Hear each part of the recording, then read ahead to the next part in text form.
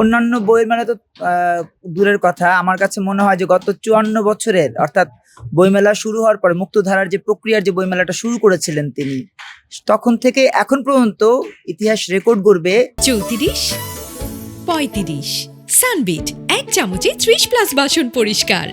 এখানে পাঠক আসবে কম, লেখক আসবে কম, প্রকাশকদের আগ্রহ কম, সামগ্রিকভাবে বই প্রকাশও হবে কম। কেন? দেখেন, লেখকদের কাছে বইমেলা মানেই 1 ফেব্রুয়ারি থেকে শুরু হবে, এবং 1 ফেব্রুয়ারি থেকে শুরু হওয়া মানে প্রাণের বইমেলা। আমরা কিন্তু খুব আগ্রহের সাথে বলি প্রাণের বইমেলা, আমরা খুব ভালোবাসার সাথে, হৃদ্যতার সাথে আমরা বলি প্রাণের বইমেলা।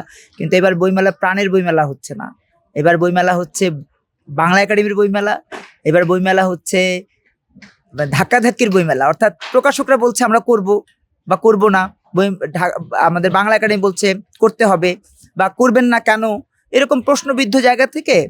আর লেখকরা মাঝখানে পড়ে গেছে একরকমের বেকায়দায়। কারণ হচ্ছে লেখকরা যেই প্রকাশকদের সাথে কথা বলেছে, যেমন আমি 2 জন প্রকাশকের সাথে বাংলা একাডেমির এই বিষয়ের কারণে, এই যে আগে বা পিছে ডিসেম্বরে বা ফেব্রুয়ারিতে এইসব আগে পিছের কারণে আমার যারা প্রকাশক ছিলেন তারা বলেছেন যে আপনার তো বই প্রকাশ করবো না, এবার কোনো বই করবো না, কারণ যেহেতু বইমেলা করছি না বই প্রকাশ করব না।